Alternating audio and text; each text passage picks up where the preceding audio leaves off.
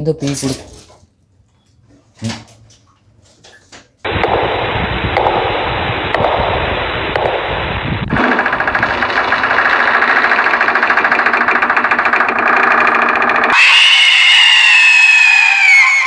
Hello பேசினா அவங்க மகாபிரபு. நம்ம எம்பிஸில் ஒருத்தர் ஒரு வாரத்துக்கு முன்னாடி இந்த கமெண்ட் போட்டிருந்தாரு, கோஸ்ட் சம்மந்தமான ஏதாச்சும் வீடியோஸ் போடுங்க அப்படின்னு சொல்லி போட்டிருந்தாரு. பட் ஒரு வாரமாக நம்ம எந்த ஒரு கோஸ்ட் சம்மந்தமான வீடியோஸும் போடல. நம்ம ஏற்கனவே நிறைய கோஸ்ட் வீடியோஸ் எல்லாம் போட்டிருக்கோம்.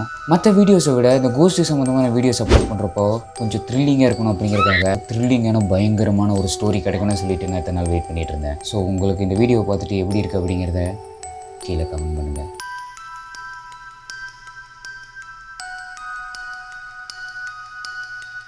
நிறைய பேர் ஓஜோ போர்டு அப்படிங்கிறது வந்துட்டு ஒரு பேய் கூட பேசுகிறது, ஒரு ஆவி கூட பேசுகிறது, நம்மளால இந்த ஓஜோ போர்டை வச்சுக்கிட்டு நிறைய ஸ்பிரிட்ஸ் கூட பேச முடியும் அப்படின்னு சொல்லிட்டு இருந்தாலும், ஓஜோ போர்டு அப்படிங்கிறது ஹேஸ்ப்ரோ அப்படிங்கிற ஒரு கம்பெனி பேட்டன் பண்ணி வச்சுருக்கிற அவங்களோட கேமிங் ப்ராடக்ட் தான் இந்த ஓஜோ போர்டு.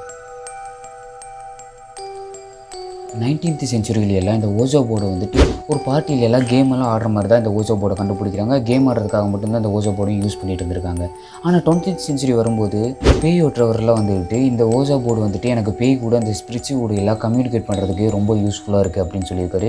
ஸோ அதிலிருந்து உலகம் ஃபுல்லாக இந்த ஓஜோ போர்டு அப்படின்னா பேய் கூட நம்மளால் பேச முடியும், ஆவி கூட நம்மளால் பேச முடியும் அப்படின்னு சொல்லிட்டு நிறைய பேர் நம்ப ஆரம்பிக்கிறாங்க. அது மட்டும் இல்லாமல் அந்த ஓஜோ போர்டில் லெட்டர்ஸு நம்பர்ஸ் எல்லாம் இருக்கும். அதுக்கு மேலே ஒரு கார்ட்போர்ட் மாதிரி ஒன்று இருக்கும். ஸோ அது மேலே நம்ம கை வச்சுக்கிட்டோம் அப்படின்னா நம்ம எந்த பேய் கூட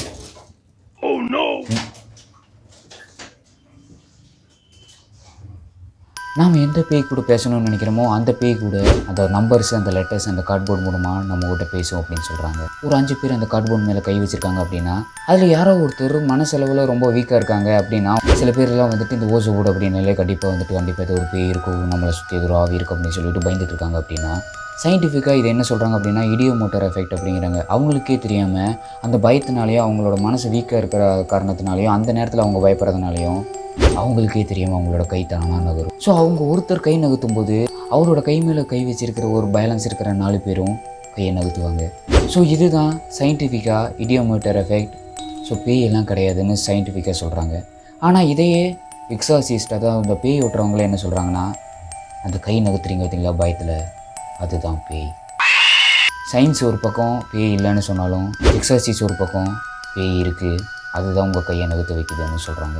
ஸோ இதை நீங்கள் வந்து பேயின்னு நம்புறீங்களா இல்லை சயின்ஸு படி இடியோமீட்டர் எஃபெக்ட் நம்புறீங்களா அப்படிங்கிறத நான் உங்கள்கிட்ட விட்டுறேன், நீங்களே முடிவு பண்ணுங்கள். இந்த இன்டர்நெட்டில் அதிகமாக ஷேர் பண்ணப்பட்ட ஓஜோ போர்டு யூஸ் பண்ணி இப்படியெல்லாம் இவங்களுக்கு எக்ஸ்பீரியன்ஸ் ஆச்சு, இந்த மாதிரிலாம் இவங்களுக்கு நடந்ததுன்னு சொல்லப்பட்ட சில ஸ்டோரியில் தான் இப்போ நம்ம பார்க்க போகிறோம். 1891 ஒரு உமனுக்கு சின்ன வயசுலேயே கல்யாணம் பண்ணி வச்சிடறாங்க. அதுக்கப்புறம் கொஞ்ச நாள்லேயே அவங்களோட ஹஸ்பண்ட் அவங்கள விட்டுட்டு ஓடி போயிடுறாங்க. ரொம்பவும் மனசு உடஞ்சி போனால் அவங்க ஹஸ்பண்ட் வருவார்னு சொல்லிட்டு ரொம்ப வருஷமாக காத்துக்கிட்டே இருந்திருக்காங்க. ஸோ அதுக்கப்புறம் அவங்களுக்கு இந்த ஓஜோ போர்டு பற்றி கொஞ்சம் கொஞ்சமாக தெரிய ஆரம்பிக்குது. ஸோ இந்த ஓஜோ போர்டு மூலமாக நம்மளால் ஏதாவது தெரிஞ்சுக்க முடியுமா அப்படின்னு சொல்லிட்டு இந்த ஓஜோ போர்டு போய் வாங்கிட்டு வந்து வீட்டில் வச்சுக்கிறாங்க. சரி, ஓகே, இந்த ஓஜோ போர்டு வாங்கிட்டு வந்து வீட்டில் வச்சாச்சு, இந்த ஓஜோ போர்டை நம்ம செக் பண்ணி பார்க்கலாம்னு சொல்லிட்டு அவங்க இந்த ஓஜோ போர்டு கிட்ட பேச ஆரம்பிக்கிறாங்க. என் ஹஸ்பண்ட் திரும்பி என்கிட்ட வருவார் அப்படின்னு சொல்லிட்டு கேட்டதுமே அந்த ஓஜோ போர்டு நோ அப்படின்னு சொல்லியிருக்கு. அது மட்டும் இல்லாமல் அந்த ஓஜோ போர்டு உங்கள் ஹஸ்பண்டுக்கு உங்கள் மேலே லவ்வே இல்லை, இனிமேல் எப்போவுமே உங்கள் ஹஸ்பண்ட் உன்னை தேடி வரமாட்டார் அப்படின்னு சொல்லியிருக்கு. ஸோ இதை கேட்டதுமே அவங்களுக்கு மனசு ரொம்ப கஷ்டப்பட்டுருக்காங்க. ஸோ ரொம்ப நாள் போக அவங்க மனசில் ரொம்ப கவலைப்பட்டு கடைசியில் அவங்க இறந்தே போயிடுறாங்க. இந்த ஸ்டோரியை நெட்டில் ஒரு பொண்ணு அப்லோட் பண்ணியிருக்காங்க. அவங்க ஒரு சின்ன வயசாக இருக்கும்போது அவங்க அம்மா இந்த பொண்ணையும் இந்த பொண்ணோட அண்ணனையும் கூப்பிட்டு இந்த ஓஜோ போர்டை வச்சு விளையாண்டுருக்காங்க. அப்போ அவங்க அம்மா அந்த ஓஜோ போர்டுக்கிட்ட கேட்ட கேள்வி என்னென்னா, ஜார்ஜ் எங்கே இருக்கிறான், அது மட்டும் இல்லாமல் இப்போ எங்கூட பேசிகிட்டு இருக்கிறது யார். ஜார்ஜ் அப்படிங்கிறது அவங்க அம்மாவோட பெஸ்ட் ஃப்ரெண்ட்.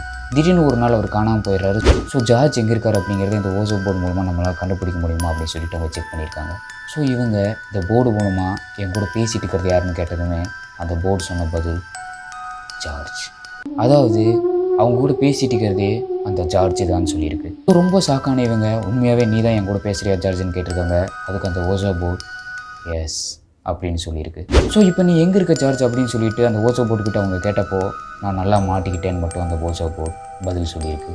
இதை கேட்டதுமே அவங்க அம்மா வந்துட்டு இது ரொம்ப ஒரு ஃபன்னான ஒரு கேம் தான், இது வந்துட்டு நம்ம வந்து சீரியஸ் எடுத்துக்கூடாதுன்னு சொல்லிட்டு வெயிட் பண்ணிவிட்டு எடுத்து வச்சுட்டு போயிடுறாங்க. இது நடந்து கொஞ்ச நாளுக்கு அப்புறம் போலீஸ் ஜார்ஜோட உடலை ஒரு ஏரிக்குள்ளே இருந்து எடுக்கிறாங்க. ஸோ அப்போ போலீஸ் சொல்கிற பதில், ஜார்ஜ் ஒரு நாள் வண்டியில் வந்துட்டு இருக்கும்போது பிரிட்ஜு மேலே ஆக்சிடெண்ட் ஆகி இந்த ஏரிக்குள்ளே விழுந்துட்டதாகவும் அவரால் வெளியே வர முடியாத அளவுக்கு அவர் சிக்கிட்டதாகவும் சொல்லியிருக்காங்க. ஸோ அப்போ தான் அவங்க அம்மாவுக்கு ஞாபகம் வருது அந்த ஓசோ போர்டு. ஜார்ஜ் அவங்ககிட்ட பேசினதும் நான் சிக்கிட்டேன்னு சொல்லிட்டு அந்த ஓசோ போர்டு மூலமாக ஜார்ஜ் சொன்னதும் அவங்க அம்மாவுக்கு ஞாபகம் வருது. இந்த ஸ்டோரி அப்லோட் பண்ணவர் ஒரு நாள் நைட்டு அவரோட பேஸ்மெண்ட்டில் வச்சு இந்த ஓசோ போர்டு விளையாடலான்னு நினச்சிருக்காரு. அன்றைக்கி நைட்டு அவரோட கசினோட அப்பா, அது மட்டும் இல்லாமல் இவரோட பெஸ்ட் ஃப்ரெண்டை கூப்பிட்டு போய் அந்த பேஸ்மெண்ட்டில் உட்காந்து ஓசோ போர்டு விளையாட ஸ்டார்ட் பண்ணுறாங்க. ஆனால் அப்போ தான் அவங்க ஒன்று நோட் பண்ணுறாங்க, அவங்க ரூம் பக்கத்தில் அந்த பேஸ்மெண்ட்டில் அவங்களுக்கு பக்கத்தில் ஒரு டால் இருந்திருக்கு. ஸோ அந்த டாலை பார்த்ததுமே ரொம்ப பயங்கரமாக இருந்ததுனால அதை பார்த்து பயந்து இவங்க அந்த டாலை கொண்டு போய் பக்கத்தில் இருக்கிற ஒரு ரூமில் துணியெல்லாம் போட்டு மூடி வச்சுட்டு வந்து மறுபடியும் ஓசோ போர்டு விளையாட ஸ்டார்ட் பண்ணுறாங்க. ஃபஸ்ட்டு ஸ்டார்டிங்கில் இந்த ஓசோ போர்டு எந்த ஒரு முக்கியமான விஷயமே சொல்ல கிடையாது. ஸோ கொஞ்ச நேரத்துலேயே அவரோட கசின் நான் பாத்ரூம் போயிட்டு வந்துடுறேன் அப்படின்னு சொல்லிட்டு எந்திரிச்சு போயிருக்காரு. ஸோ அப்போ திடீர்னு அந்த ஓசோ போர்டு நகர ஆரம்பிச்சிருக்கு. அது சொன்ன பதில், அது ஒரு நம்பர் சொல்லியிருக்கு, அதை இவர் நோட் பண்ணி வச்சுக்கிறாரு. அதுக்கப்புறம் கொஞ்ச நேரத்தில் திரும்பி வந்த அவரோட கசின் அந்த நம்பரை பார்த்து ரொம்பவும் ஷாக்காயிருக்காரு. ஏன் அப்படின்னா அந்த நம்பர் தான் அவரோட சோசியல் செக்யூரிட்டி நம்பர். ஸோ இதை பார்த்ததுமே ரொம்ப ஆச்சரியமான அவங்க மறுபடியும் அந்த கேமை விளையாட ஸ்டார்ட் பண்ணுறாங்க. அப்போ அந்த போர்டு சொல்கிற பதில், இன்னும் கொஞ்ச நாளில் ஏர்ஃபோர்ஸில் உங்களோட கசின் இறந்துருவார் அப்படின்னு. இதை எப்படி நாங்கள் நம்புறது, எங்கள் கூட பேசிகிட்டு இருக்கிற நீ யார் அப்படின்னு அவங்க கேட்டதுமே அந்த ஓசோ போர்டு சொன்ன பதில் DOLL, டால். அப்போ தான் உங்களுக்கு ஞாபகம் வருது, நம்ம இந்த கேம் விளையாடுறதுக்கு முன்னாடி இங்கேருந்து ஒரு டாலை கொண்டு போய் ரூமில் வச்சுட்டு வந்தோமே, துணியை மூடி வச்சுட்டு வந்தோமே அப்படின்னு சொல்லிட்டு அந்த டோரை போய் மெதுவாக திறக்கிறாங்க. அவங்க திறந்ததுமே தான் அவங்களுக்கு பயங்கரமான ஒரு ஆச்சரியம். துணியை மூடி ஓரமாக வச்சுட்டு வந்த அந்த டால் அந்த டோருக்கு முன்னாடி நின்றுட்டு இருந்திருக்கு.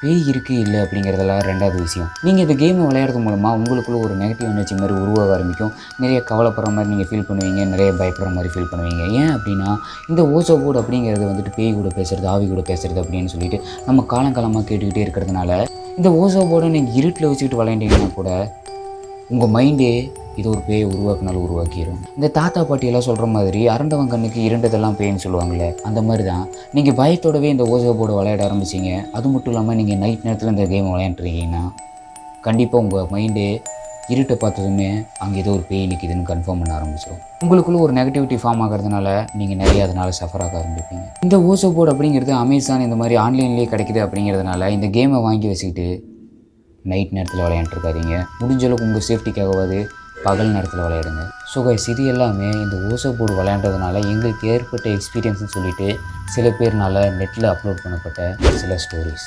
இதோட நம்ம இந்த வீடியோ முடிச்சுக்கலாம். உங்களுக்கு இந்த வீடியோ பிடிச்சிருந்து அப்படின்னா லைக் பண்ணிவிட்டு ஷேர் பண்ணுங்கள். நம்ம நார்மலாக பேசுவோம். உங்களுக்கு நாளைக்கு நான் ஒரு ஃபன்னான வீடியோவை பார்க்குறேன். And then tata bye bye from me, rowdy MP.